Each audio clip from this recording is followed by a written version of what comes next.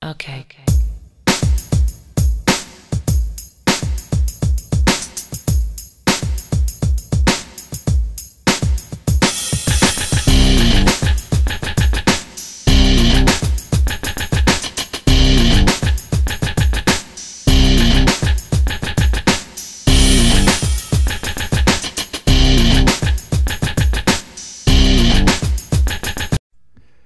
Coming this January, a film about a Pervian bear who travels to London in search of a home.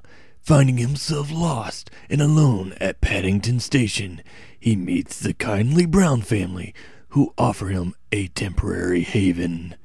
Paul King directs and writes the film known as Paddington. Okay, so yeah, it's not anywhere like that as far as tone or anything. Paddington, do you even know about this film? I actually heard some good stuff about it last year. That's the first time it really came up for me. So I thought, oh, okay, well, I'll go and check it out and see if it's any good. You know, people were giving it fairly positive ratings or what have you, so I thought, why not? I'll go and check it out. And it came out in January, which is a dumping ground for the most part.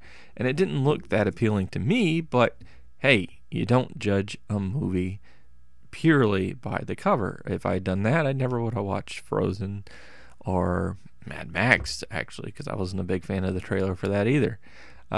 Any number of movies. So I tried to go into it with an open mind. I don't know anything about the story or anything like that, so it was definitely fresh in that sense. So let's go ahead and talk about it. First off, the cast. Not too much going for them, honestly. There wasn't that much going on.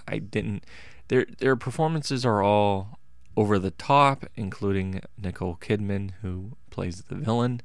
But I think the standout for sure was the voice of Paddington, Ben Whishaw, who's been in a few things like Skyfall, Spectre, Cloud Atlas, or what have you. His voice really lended itself well to this bear, and I actually did care about the bear. So that's good when you have the main character and you actually care about him. Again, Nicole Kidman was over the top. The entire Brown family, Hugh Bonneville, Sally Hawkins, Madeline Harris, Samuel Jocelyn, just everyone else was pretty over the top, and it's kind of supposed to be. I mean, it's supposed to be a more kid-friendly movie. You definitely get that. So, especially because there's a lot of times where the jokes didn't hit the target audience. They just didn't connect with me.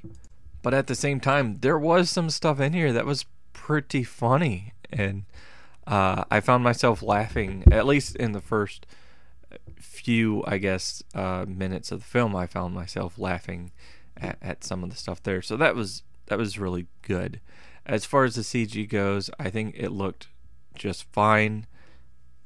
Again, it didn't overwhelm me. It wasn't something that I was highly impressed by, but I think it worked just fine for the film it's in. The action in it was okay. The entire plot of it, being around him, trying to find a home and being with the Browns and everything.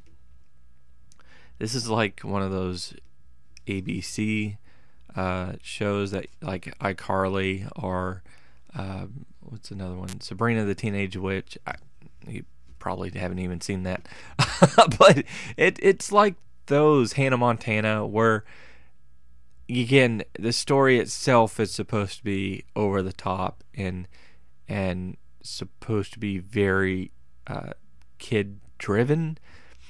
And so because it's supposed to be that way, it works for that target audience. I think families, kids would enjoy it. It actually has some kind of darker themes going throughout it, but they just kind of briefly scrape the surface of it. They don't really delve into it that much. So because of that, there wasn't a whole lot going. It was a bit heartwarming, It was humorous in certain parts of it.